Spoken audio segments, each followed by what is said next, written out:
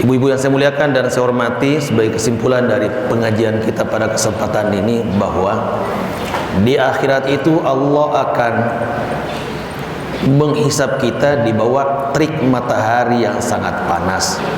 Ketika itu Allah Subhanahu wa taala mendekatkan matahari pada orang-orang yang akan dihisab. Namun Allah akan melindungi 7 golongan yang pada hari itu tidak ada naungan kecuali naungan Allah Subhanahu wa taala. Dan ketujuh golongan itu, yang pertama adalah pemimpin yang adil. Pemimpin yang adil artinya melayani semua masyarakatnya dengan baik, dan itu sesuai dengan sila kelima dari Pancasila, keadilan sosial bagi seluruh rakyat Indonesia. Yang kedua, golongan kedua yang berhak mendapatkan naungan pada hari itu sehingga tidak merasakan teriknya matahari adalah anak muda yang berkembang dalam ketaatan kepada Allah. Tentu pesannya, mari kita setiap orang tua mendidik anak agar dia selalu beribadah kepada Allah, tidak melakukan maksiat, sehingga dari sejak umur baliknya sampai menikah, bahkan sampai setelah menikah, dia selalu berada dalam ketaatan kepada Allah Subhanahu wa taala. Itu juga akan berhak mendapatkan naungan pada hari tidak ada naungan kecuali naungan Allah Subhanahu wa taala. Yang ketiga adalah golongan yang berhak mendapatkan naungan adalah orang yang selalu terpaut hatinya dengan masjid. Di mana-mana dia berada selalu ingin masjid, masjid. Karena masjid itu adalah tempat untuk mengasah spiritual, untuk semakin mendekatkan dirinya kepada Allah. Karena dia yakin pasti akan bertemu dengan Allah, maka dia kemudian selalu ingat dengan masjid. Dia di kantor ingat masjid, di luar negeri ingat masjid, di tempat tinggal dia ingat masjid. Itu disebut dengan warajulun muta'alliqun qalbuhu bil masajid.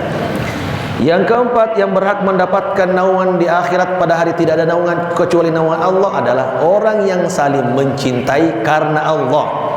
Betul, hari ini banyak orang yang saling mencintai, tetapi banyak dua faktornya.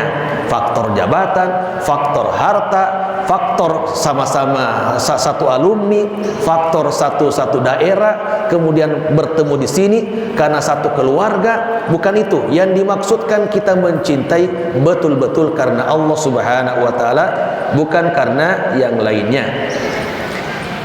Yang kelima adalah al-buqa'u min khasyatillah, menangis karena takut kepada Allah Subhanahu wa taala. Ini juga, jadi kalau kita umpama sebelum subuh berdoa, berzikir, beristighfar kepada Allah disertai dengan tangisan, kita kemudian dalam kesendirian merasa takut kepada Allah Subhanahu wa taala sampai meneteskan air mata, itu juga insya Allah akan kemudian mendapatkan naungan di hari kemudian.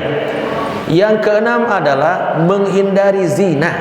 Walaupun yang mengajak itu adalah orang yang memiliki jabatan tinggi, memiliki harta, cantik pula, tetap saja bahwa kita takut kepada Allah sehingga tidak mau melakukan zina.